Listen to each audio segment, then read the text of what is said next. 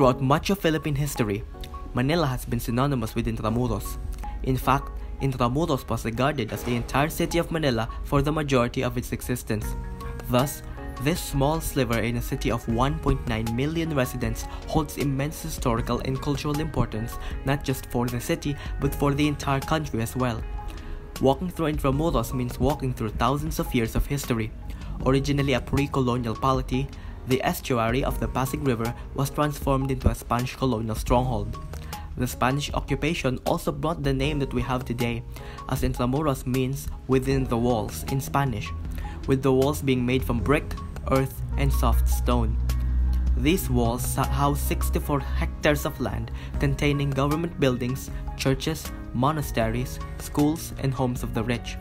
We're lucky that this significant district of not just Manila's history, but the country as a whole's history still stands today. From its Spanish foundation to what it is today, Intramuros stands as a living archive of Philippine history, culture, and society, and its evolution in the modern day.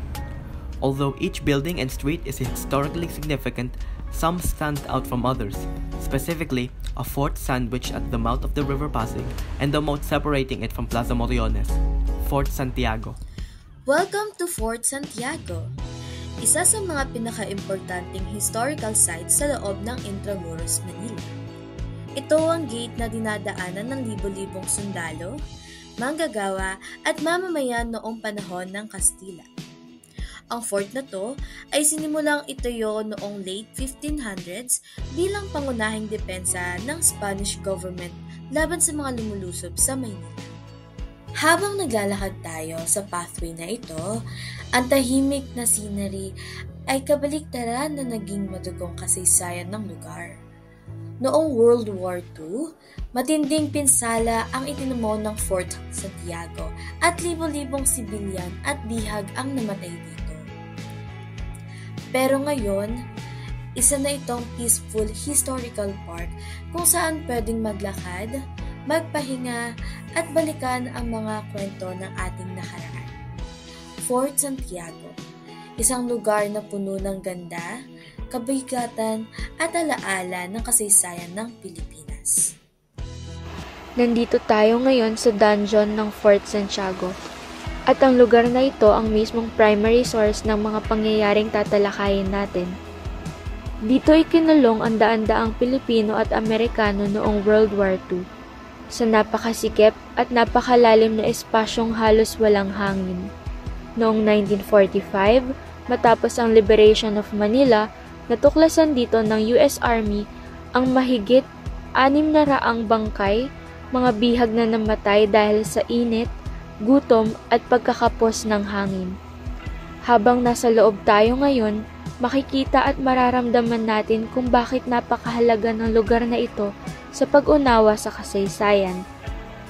Ang mga larawan na aming ipapakita ay secondary sources lamang.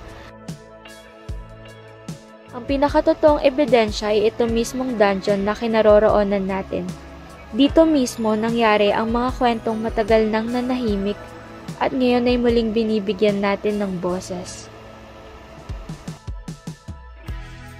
Located sa loob ng Fort Santiago sa Intramuros, Manila, ang Our Lady of Guadalupe Shrine, isang lugar na puno ng pananampalataya, debosyon at kasaysayan. Ang chapel na ito ay dedikado kay Birheng Maria under the title of Our Lady of Guadalupe, na napakahalaga sa maraming Pilipino. Sikat ang Fort Santiago dahil dito ikinulong si Jose Rizal bago ang araw na nakatakda ang kanyang pagbitay noong November 3, 1896. Sa kabila ng mabigat na kasaysayan ng Fort Santiago, ang shrine ay nagsisilbing tahanan para sa panalangin, refleksyon at tahimik na lugar sa gitna ng magulo at maingay na Kamaynilaan. Kada taon, lalo na tuwing ika-12 araw ng Desyembre, maraming deboto ang dumadayo para bigyang pugay si Our Lady of Guadalupe. Karamihan ay nagsisindi ng kandila at humihiling ng biyaya. Visiting this shrine is not just about seeing a historic site. Ito rin ay tungkol sa pagdamdam ng faith, hope, at history na nag-inspire sa mga Pilipino sa loob ng maraming siglo, kabilang ang mga bayani tulad na lang ni Rizal. This is the prison cell of Rizal. Ito ay dating storage at pantry ng mga sundalo ng Espanya. Noon, ginagamit lamang ito para sa pagkain at supply. Kalaunan, ginawang kulungan ng kwartong ito upang ikulong si Jose Rizal sa loob ng 56 na araw. Si Rizal ay nakakulong dito mula 3 ng Nobyembre hanggang 29 ng Disyembre 1876. Tahimik ngunit matatag niyang hinarap ang bigat ng sitwasyon habang pinapalipas ang mga huling araw bago ang kanyang pagbitay sa Bagong Bayan, na ngayon ay kilala bilang Rizal Park. Sinasabing ang silid na ito ang lugar kung saan siya nilitis at hinatulan sa kanyang mga kaso. Ang mga kasong isinampa kay Dr. Jose Rizal ay rebellion, sedisyon, at pagtatatag ng bawal na lupon. Habang siya ay nakakulong, ang tanging ginawa niya ay ang pagsulat ng mga liham para sa kanyang mga mahal sa buhay. Sa selda ring ito, niya sinulat ang Mi Ultimo Adios, ang kanyang pinakahuling mensahe ng pamamaalam, bago siya pinatay sa Bagong Bayan.